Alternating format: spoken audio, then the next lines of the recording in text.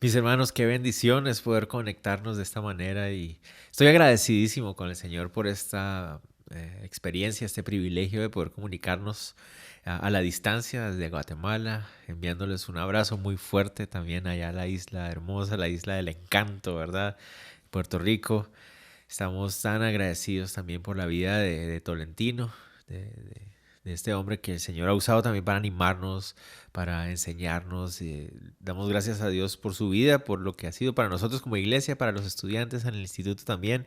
Y creo que el Señor nos regala estas bendiciones de poder extender los brazos de familia, ¿verdad?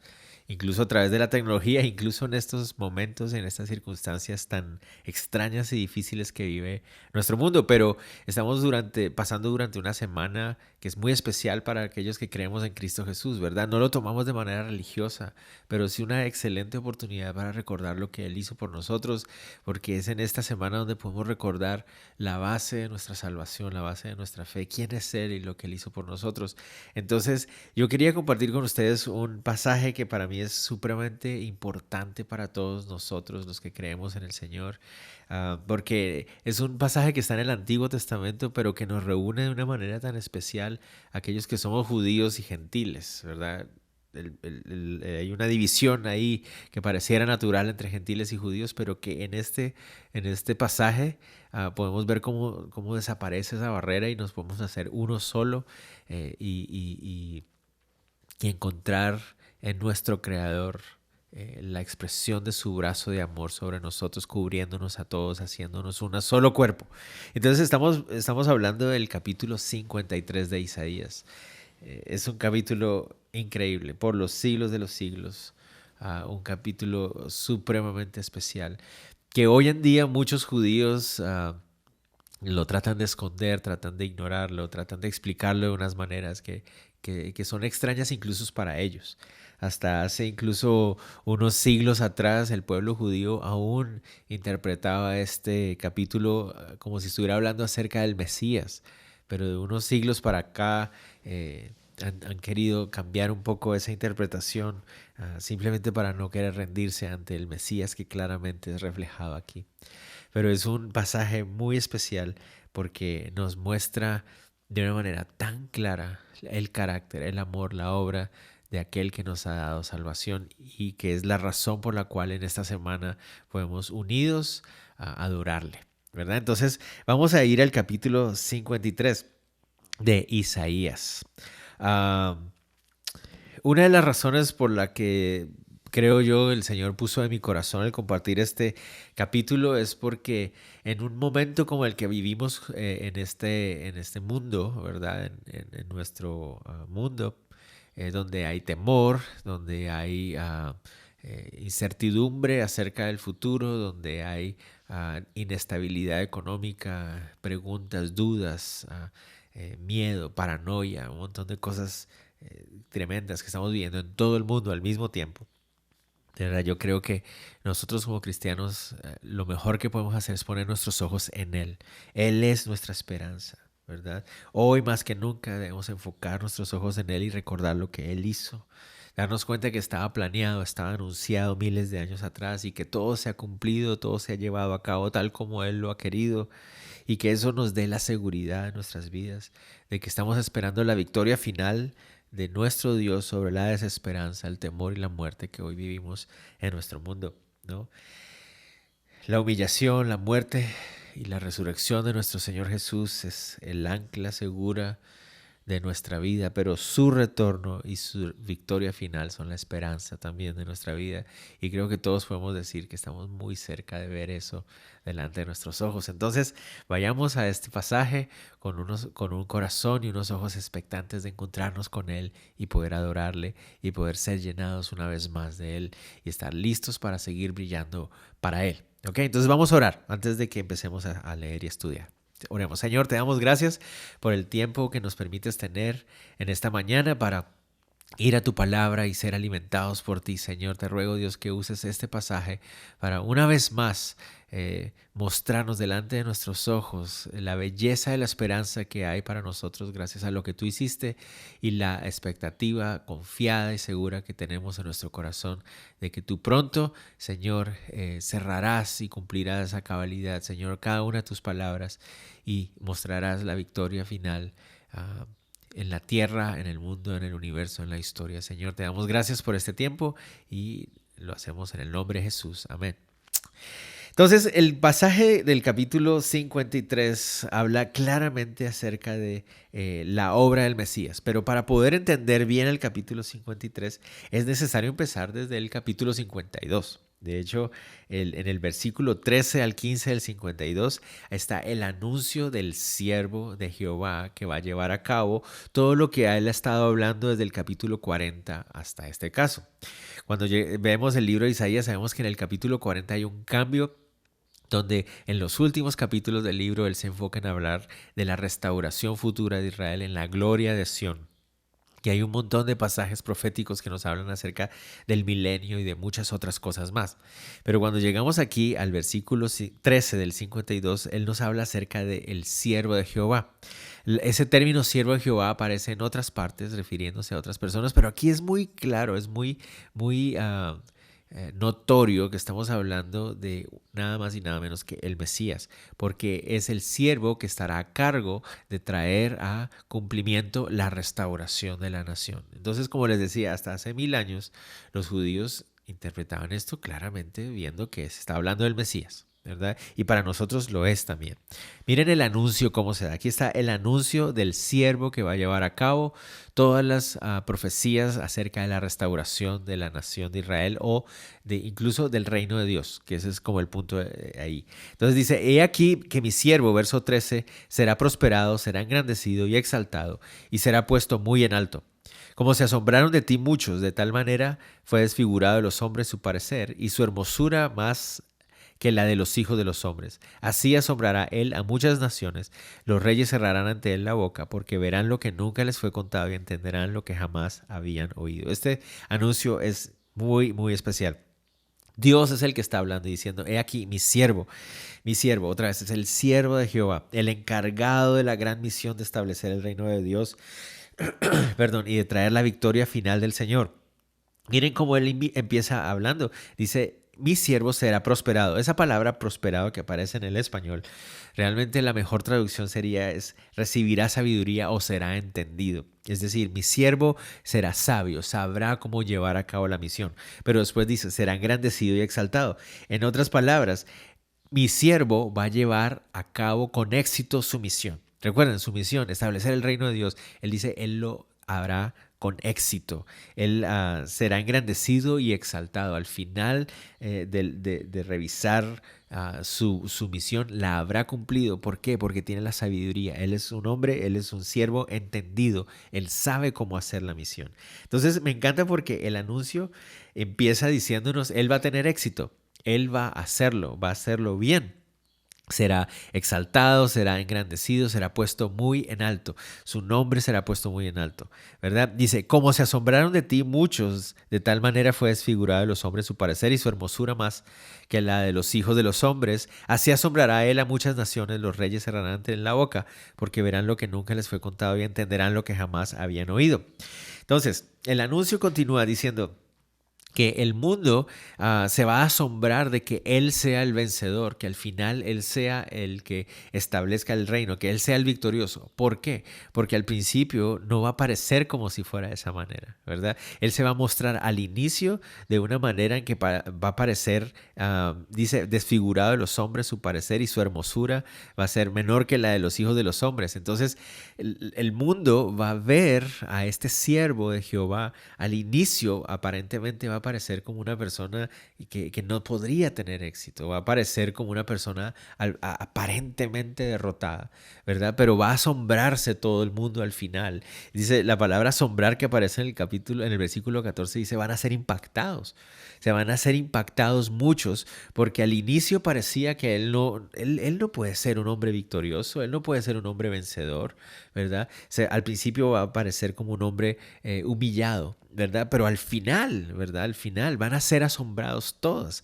Las naciones van a ser asombradas, los reyes van a tener que cerrar la boca.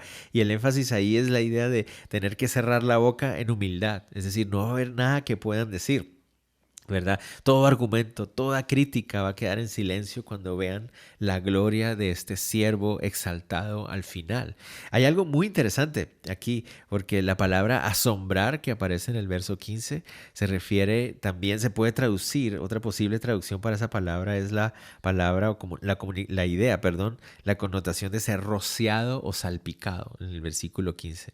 Entonces hay muchas personas que quieren decir que eso significa que las naciones van a ser rociadas y salpicadas con la idea de ser salpicadas con el sacrificio de purificación, ¿verdad? Entonces que lo increíble del asunto es que al final de los tiempos vamos a ver la gloria y la exaltación, la victoria de este siervo de Jehová y que las naciones van a poder recibir el beneficio también de ese sacrificio siendo rociado sobre ellos. Puede ser una interpretación que me parece muy, muy linda, porque habla acerca también de cómo las naciones de los gentiles van a ser rociadas con la sangre o con el sacrificio que este siervo de Jehová haría.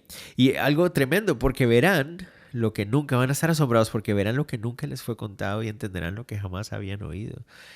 Al final de los tiempos es cuando todo va a tener sentido, cuando vamos a poder recibir la claridad total de todo lo que estaba sucediendo, ¿verdad? El Señor lo sabe desde el principio.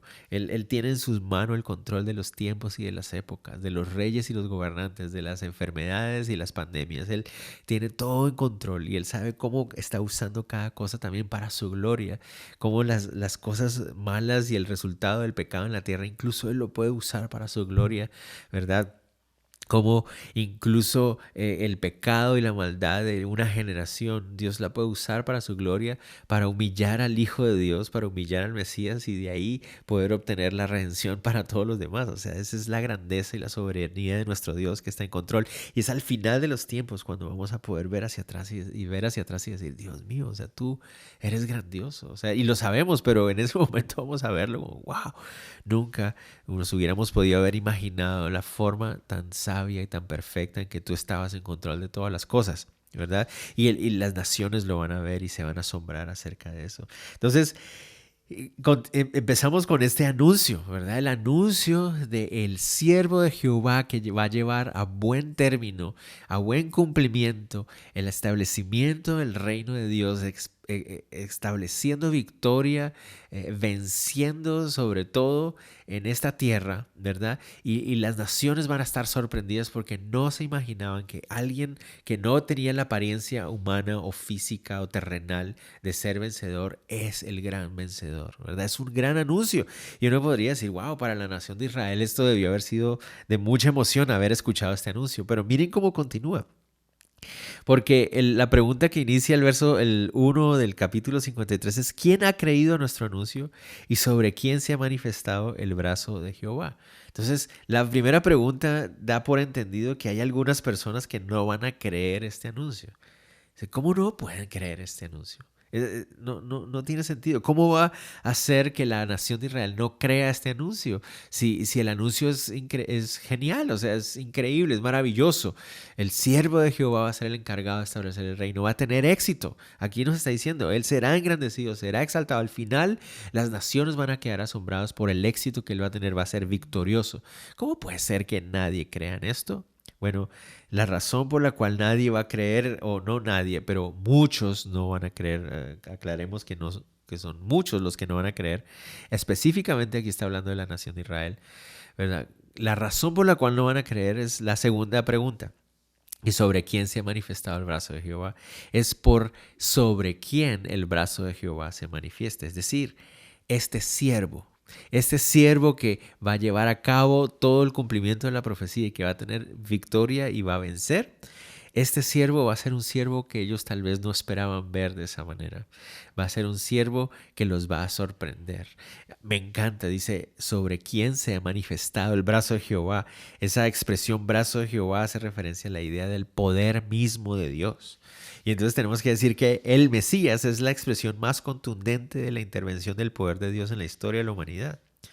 Este siervo, este Mesías no es un humano cualquiera, es la expresión misma de la fuerza y el poder de Dios.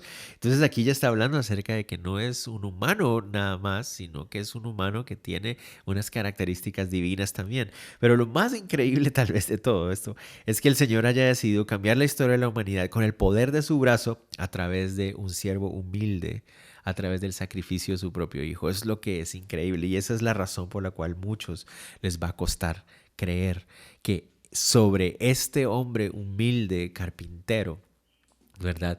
Dios haya mostrado, haya manifestado el poder de su fuerza. Eso es lo increíble del anuncio y por eso es que muchos les iba a costar creer y por eso es que hasta el día de hoy, sobre todo a la religión, a la nación judía, les ha costado y no lo quieren creer.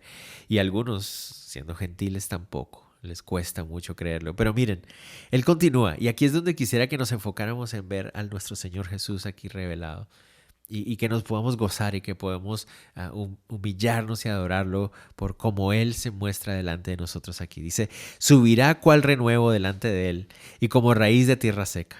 No hay parecer en Él ni hermosura. Le veremos más en atractivo para que le deseemos. Despreciado y desechado entre los hombres, varón de dolores, experimentado en quebranto, y como que escondimos de él el rostro, fue menospreciado y no lo estimamos. Entonces, esa es la razón por la cual la gente le cuesta creer. El siervo de Jehová, el que va a cumplir todo con éxito, que va a tener la victoria, aparece como un hombre humilde, ¿verdad? Como un hombre que no aparenta ser el victorioso, pero que está cumpliendo a cabalidad la misión que ha recibido. Esta es la forma en que debía llevarse a cabo la misión, porque la misión, más que establecer reinos terrenales, es establecer el reino de Dios, es la salvación de los hombres, es restaurar la relación de Dios con los hombres. Esa es la victoria, para que el hombre pueda hacer lo que realmente debía hacer, para la glorificación del Padre, para la glorificación de la voluntad del Padre desde el principio, ¿verdad? Esa era la misión y así es como debía cumplirse, pero por nuestros pensamientos humanos, terrenales, superficiales, no lo entendíamos y no lo entendemos a veces. Dice, subirá cual renuevo. La palabra renuevo se refiere a una pequeña plantita que surge, también se puede traducir como infante o bebé, se refiere a un, y por eso es interesante que se refiere a bebé, pero se está refiriendo a una plantita, ¿verdad? Como raíz de tierra seca. Entonces se está refiriendo a una tierra donde uno dice, aquí no pueden hacer nada y de repente de la tierra más seca brota vida, ¿verdad? Así va a surgir el siervo de Jehová. En la época en que en Israel había más opresión extranjera, la clase religiosa también era opresiva, era hipócrita. En la época donde más manifestaciones demoníacas estaban creciendo en Israel, en Galilea, donde la pobreza extrema era el pan de cada día, en ese lugar donde parecía ser que no podía haber vida espiritual, de ahí salió la raíz en medio de la tierra seca. Y podríamos decir que es igual en nuestra vida, ¿verdad? En nuestra vida más seca, más perdida, sin ninguna esperanza, muertos totalmente. De ahí el Señor también trae vida. Ahí es el Mesías el que trae vida a nuestro corazón. Despreciado, miren, sin hermosura, dice sin atractivo. Esto me llama mucho la atención.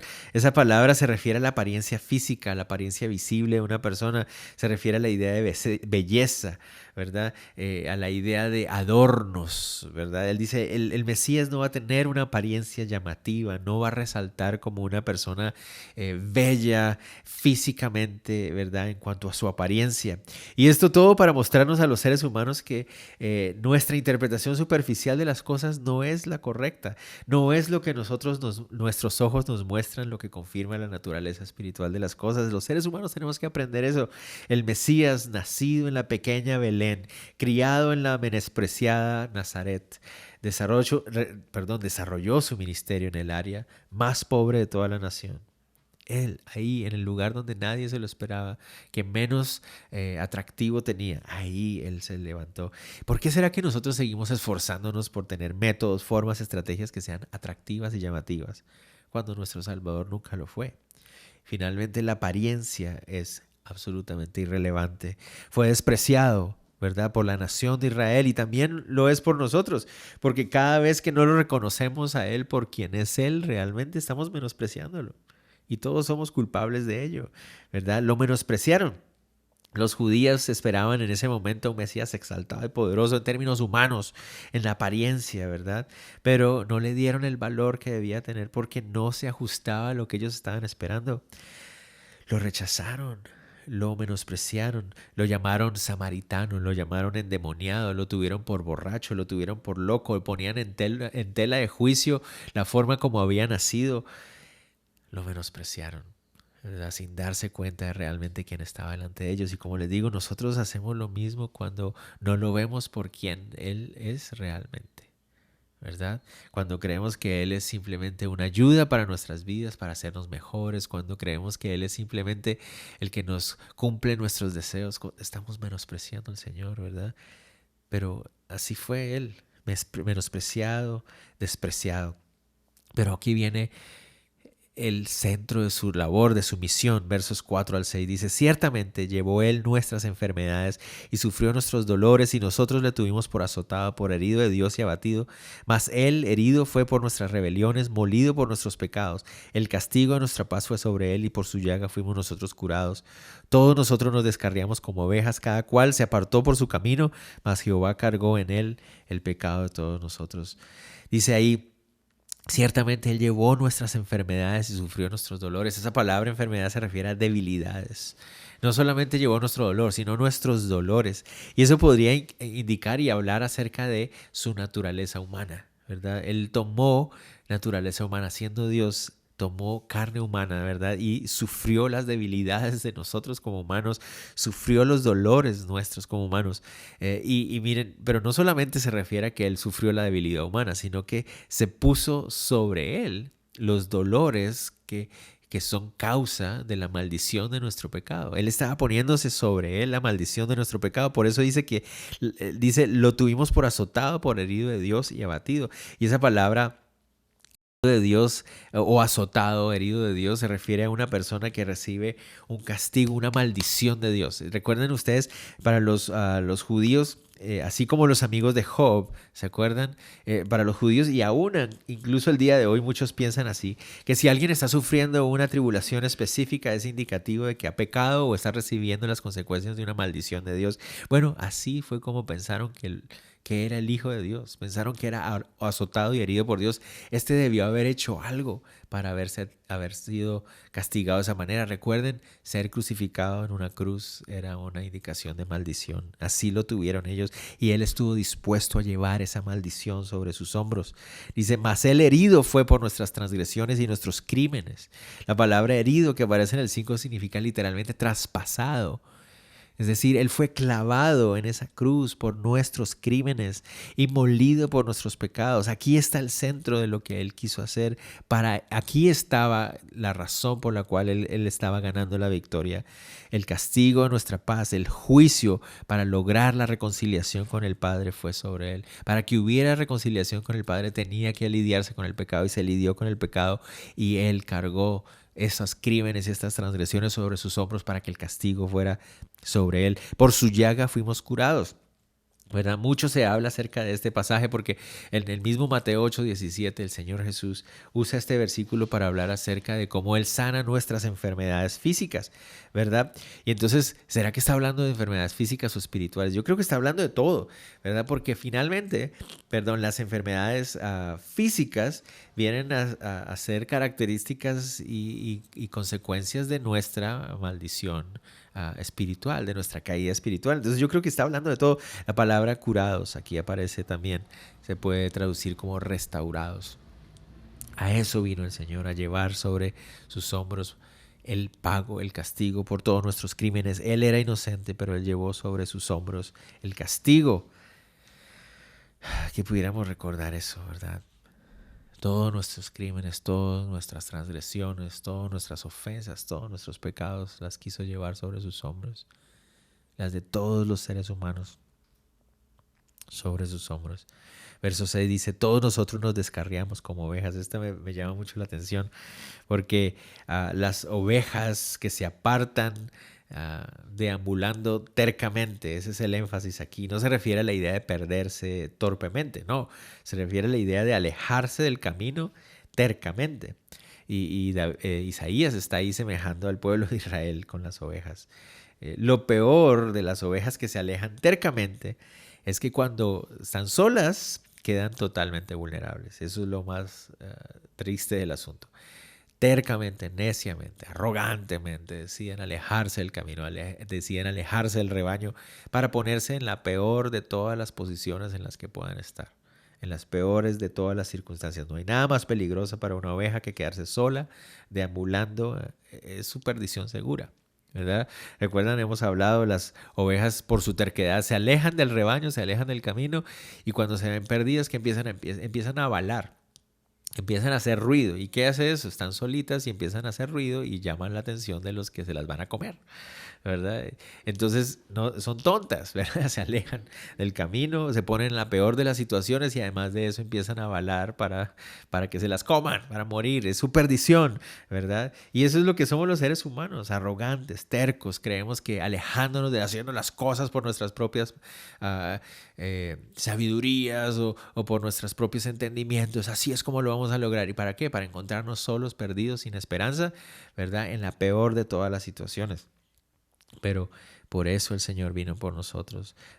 Dice, mas Jehová cargó sobre él o en él el pecado de todos nosotros, para llamarnos una vez más, para traernos una vez más al rebaño, a su redil, a su cuidado, ¿verdad? Nosotros fuimos los que nos alejamos, nosotros fuimos los que le ofendimos, pero el Padre puso sobre su siervo el pago sobre todos nuestros pecados. El texto de 2 Corintios 5:21 es muy importante. El que no cometió ningún pecado por nosotros, Dios lo hizo pecado para que en él nosotros fuéramos hechos justicia de Dios, ¿verdad? A eso él vino, esa es la razón de su victoria. Y continuamos. ¿Cómo se selló esa victoria ahí? Angustiado él, verso 7, y afligido. No abrió su boca, como cordero fue llevado al matadero y como oveja delante de sus trasquiladores enmudeció y no abrió su boca. Por cárcel y por juicio fue quitado y su generación, ¿quién la contará? Porque fue cortado de la tierra de los vivientes y por la rebelión de mi pueblo fue herido y se dispuso con los impíos su sepultura, mas con los ricos fue en su muerte, aunque nunca hizo maldad ni hubo engaño en su boca. Entonces, fue a la cruz y murió. Fue humillado. Él llevó sobre sus hombros nuestros pecados y fue llevado a la cruz para morir. Pero miren la actitud del siervo de Jehová al morir. Fue afligido, fue angustiado, pero no se quejó. Nunca, nunca se quejó, ¿verdad? Isaías nos regala la imagen de las ovejas y corderos cuando son llevados para el sacrificio. No hacen ruido, no se quejan. Mansamente son guiados a su muerte y nos asemeja la actitud del Cordero de Dios que quita los pecados del mundo, que mansamente fue dirigido a su muerte. ¿Recuerdan Lucas 9:51? Dice, levantó su cabeza y se dirigió hacia Jerusalén. Él sabía que en Jerusalén iba a glorificar al Padre, iba a hacer justicia, iba a traer el perdón. Nunca se quejó a pesar de ser inocente. Sabía lo que hacía, sabía lo que esto significaba. Muchas personas creen que enmudecer significa que estuviera indefenso. Ay, pobre de él, pero no, nada que ver. Su motivación no era su defensa personal. Su motivación era la glorificación del Padre, era la salvación de los perdidos y por eso cayó. Ese enmudecer era un indicativo de amor al Padre y amor a nosotros. Un hombre manso, humilde hasta el final, recibió el juicio sobre él de manera violenta. Dice ahí el texto, por cárcel y por juicio fue quitado. Y esa palabra ahí dice, pero fue cortado de la tierra de los creyentes. Se refiere a la idea de que fue de una manera violenta, ¿verdad? Es increíble estos textos que estamos leyendo se escribieron 800 años antes de que sucedieran. Y nos están mostrando claramente lo que iba a pasar. Murió pagando un juicio que no era de él. Fue cortado violentamente por la rebelión de nuestros corazones, por la transgresión de nuestros corazones. Murió para pagar mi crimen, para que yo no tenga que pagarlo, y aún así el criminal soy yo. Él era inocente. Fue sepultado entre los hombres, dice el énfasis del verso 9 es que él era inocente, pero su muerte sucedió entre hombres malvados. Pero aquí hay una pequeña gema, una joya profética, ¿verdad? Donde se nos dice que iba a ser sepultado entre hombres ricos, en una tumba de hombres ricos. Y eso Lucas 23, 50 al 56 nos habla de cómo José de Arimatea, ¿verdad? Dispuso de su tumba para que ahí lo sepultaran, ¿verdad? Pero el énfasis aquí es que recordemos que la muerte es el resultado y el pago por el pecado humano, pero el Mesías que no cometió pecado, aún así decidió ser sometido a los dolores y a las debilidades del pecado y pagar el juicio perfecto y completo que se traía sobre el pecado, que era la muerte, siendo él inocente en todo aspecto, ¿verdad? Por eso este pasaje es claramente indicativo de Jesús el Mesías. No puede ser Israel, no puede ser Jeremías, no puede ser ninguna otra persona, porque nadie más puede decir que nunca hizo maldad ni hubo engaño en su boca. Solo el Cristo Jesús puede decirlo, ¿verdad? Entonces hemos recordado lo que Él hizo por nosotros, hemos recordado su misión, la cumplió a cabalidad, ¿verdad? Terminemos, porque aquí está la victoria final del siervo de Dios. Dice, con todo esto, Jehová quiso quebrantarlo, sujetándole a padecimiento. Cuando haya visto su vida en expiación por el pecado, verá linaje, vivirá por largos días, y la voluntad de Jehová será en su mano prosperada. Verá el fruto de la aflicción de su alma y quedará satisfecho. Por su conocimiento justificará a mi siervo justo a muchos y llevará las iniquidades de ellos. Entonces aquí empieza a cerrar y nos da una noticia. Esta tragedia que vemos aquí, el Mesías tan esperado, sufriendo de tal manera y por los pecados de que ni siquiera él era culpable, pagando por los que sí lo eran, ¿verdad? Parece es una tragedia. ¿Cómo puede ser el Mesías, verdad? Por eso dice que se van a asombrar. ¿Por qué es tan hermoso aquí? Porque resulta que todo esto es parte de la voluntad de Dios, ¿verdad? El sufrimiento del Mesías no es una tragedia que no trae esperanza, sino todo lo contrario. Es una entrega de amor voluntario que nos llena de esperanza, ¿verdad? Es Jehová quien decidió que su siervo fuera quebrantado y sometido a sufrimiento. Y tenía que ser su propio hijo, porque esa es la naturaleza de Dios. O sea, Dios decidió que el pecado se pagara a través de quebrantamiento y sufrimiento, y el carácter de Dios es de amor, y por eso se entregó a sí mismo. Es su único hijo, es su hijo el que asume ese quebrantamiento y ese sufrimiento por amor. Ese es el carácter de Dios. Muchos interpretan que la idea de que Dios quiso es que eso le da placer a Él, pero el énfasis no es tanto que le dé placer, el énfasis fue su decisión, esa fue siempre su voluntad. Poner su vida para redimir y pagar el precio por el pecado, ¿verdad? Después dice, cuando haya puesto su vida en expiación por el pecado, después de que haya hecho eso. La palabra expiación es una referencia directa a los sacrificios del pecado, ¿verdad? Cuando Él haya puesto su vida como el sacrificio perfecto, ¿verdad? Cuando la voluntad de Dios sea ejecutada, ¿verdad? Entonces, ¿verdad? El siervo dice, verá linaje y vivirá por largos días, y la voluntad de Jehová en su mano será prosperada, ¿verdad? No hay nada accidental aquí. En Hebreos nos dice que el Señor Jesús fue a la cruz teniendo en su mente, en su mirada, el gozo que vendría después. Él sabía que eso es lo que traería fruto. Al ver su vida puesta como un sacrificio perfecto por los pecados, él sabía cuál sería el resultado de eso. Y aquí vemos el resultado de haber puesto su vida. 1, verá linaje, la iglesia, ¿verdad? La iglesia de Cristo, su pueblo continuaría. Después dice, vivirá por largos días. Y entonces uno dice, espérate, ¿cómo vivirá por largos días si ha muerto? O sea, si murió y fue sepultado entre los ricos. Aquí habla de la resurrección. Es lo que celebramos esta semana, la resurrección. Ese era el otro resultado.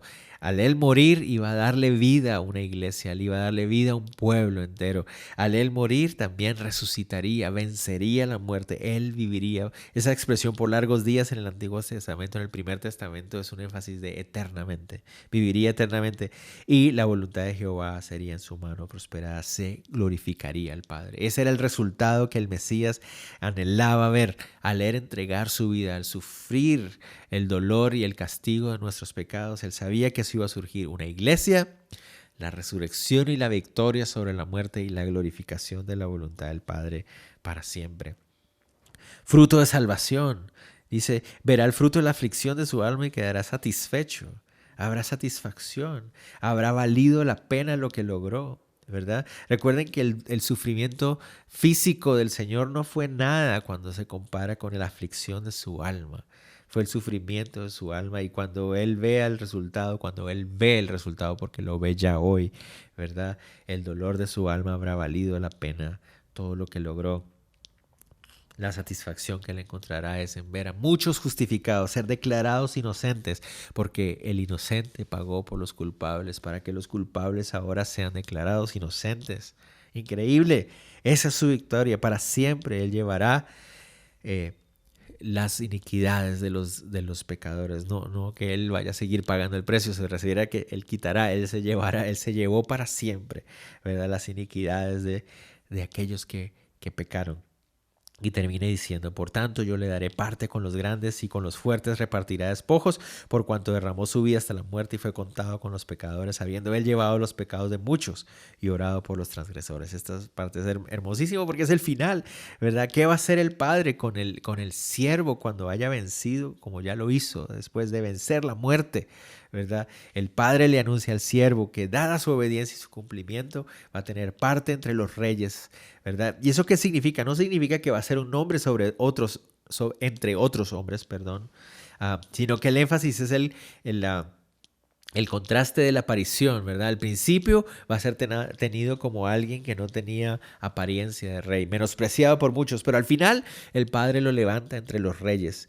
Y aquí es el Salmo 53, y muchos comentaristas creen esto, que el Salmo 53, Pablo lo escribe de otra manera en Filipenses capítulo 2. Cuando nosotros leemos capítulo 2 de Filipenses del 1 al 11, pareciera ser que estamos leyendo exactamente Isaías 53. Entonces para muchos esos son los dos pasajes paralelos y en Filipenses 2 del 1 al 11 nos habla acerca de eso, como Dios o como el Señor Jesús siendo igual a Dios no tomó eso como cosa a que aferrar, sino que se despojó a sí mismo y fue obediente. Tomó forma de hombre, tomó forma de siervo, se hizo obediente hasta la muerte, ¿verdad? Pagó por nuestros pecados y después, dice el Padre, lo va a exaltar sobre todo nombre, toda rodilla se doblará, toda boca confesará. Y es un pasaje paralelo. La expresión repartir despojos se refiere a los vencedores de la batalla. Al final, el Señor es declarado como victorioso, ¿verdad? Dios Padre es un Dios justo, que le da pago y castigo al pecado tal como debe ser. Pero Dios Padre también es un Dios justo que honra la obediencia y la mansedumbre. Su siervo justo fue obediente hasta la muerte. Lo hizo con un corazón humilde y manso. La expresión de mansedumbre en el corazón está ahí expresado cuando nos muestra que pagó un crimen que no había cometido a favor de los que sí lo habían hecho, ¿verdad? Pero miren, el corazón de humildad y mansedumbre del Señor es eterno, porque dice, y orado por los transgresores, intercediendo incluso por los que lo humillaron y lo hirieron, por nosotros, intercediendo a la diestra del Padre por nosotros para siempre, ¿verdad? Ese es el corazón de nuestro Dios, de nuestro Mesías, de nuestro Salvador. Entonces, en esta semana recordamos la esperanza, la base de nuestra esperanza, que es Cristo Jesús. Tenemos un Mesías que nos da la seguridad, la paz, la esperanza de que llevará a buen término la voluntad del Padre. Él va a establecer el reino, Él viene pronto. Debemos estar listos. Él va a venir pronto, aunque veamos dificultad, tristeza, dolor en este mundo como lo estamos viendo. Este es el momento para enfocarnos en Él y recordar, hay una promesa, el anuncio está hecho, el siervo de Jehová, el Mesías, va a establecer el reino, Él va a regresar por segunda vez y la victoria será claramente establecida en la tierra. Para muchos será asombroso. Nadie se lo esperaba que fuera Él. Nosotros sí anhelamos y esperamos que fuera Él porque sí sabemos quién es Él, porque hemos visto lo que Él ha hecho en nosotros. Tenemos un Mesías amoroso, tenemos un Mesías humilde que se encargó de pagar todo el precio de nuestra transgresión. Obedeció al Padre cumpliendo todo requisito de justicia en nuestro nombre. Él lo hizo por nosotros. Esa es nuestra esperanza, que Dios no nos ha designado para ira, para castigo, sino para salvación a través de Él. Esa es nuestra esperanza, es lo que debemos recordar todos los días y sobre todo en estos días donde lo único que escuchamos es malas noticias, temor, dificultad. Y es una realidad, el mundo trae aflicción, pero nuestra fe tiene que estar enfocada en Él, en lo que Él ha hecho. Eso es lo más importante, que Él nos ha librado de su ira. Él nos ha librado de su ira por su amor. Tenemos un Mesías que se gozó en ofrecernos perdón, que se gozó en ofrecernos salvación y que lo hizo a través de su obra en la cruz. Él es nuestro intermediario, lo fue en ese momento y lo sigue siendo hoy y lo será para siempre. Está sentado a la diestra del Padre y podemos a través de Él acercarnos al Padre. Es nuestro Rey vencedor y está a punto de regresar. En eso debemos enfocarnos. De eso se trata esta semana. No son ritos religiosos, no son cosas para hacer cada año lo mismo. No, es una semana donde podemos aprovechar la oportunidad para recordar quién es Él, lo que Él hizo por nosotros. Esa es nuestra esperanza y ahí es donde nos llenamos de gozo, nuestros corazones anhelantes, esperanzados de que Él viene por su iglesia pronto, de que su reino se establecerá en esta tierra finalmente y todas las naciones puedan asombrarse del siervo de Jehová, nuestro Jesús, nuestro Mesías. Hermanos, oremos. Señor, te damos gracias por tu palabra, por habernos hablado en nuestro corazón y, Señor, pedimos que nuestro corazón se ancle realmente en ti, Señor, que podamos encontrar en ti nuestra esperanza, lo que nos sostiene día a día en medio de toda esta situación. Oro por mis hermanos allá en Puerto Rico, Señor, por mis hermanos en todo el mundo, Señor, que todos podamos realmente en estos días volver a recordar que la razón de nuestra esperanza y nuestra fe eres tú, Señor Jesús, el siervo de Jehová, que cumple todas las palabras, que trae a buen término el cumplimiento de la profecía y que estás a pronto a regresar. Señor, te damos gracias por este tiempo en el nombre de Jesús. Amén. Saludos, hermanos. Dios les bendiga muchísimo. Y estamos en contacto, orando los unos por los otros. Ánimo a estar en la palabra del Señor. En Él encontramos la voz que necesitan nuestras almas. Dios los bendiga a todos.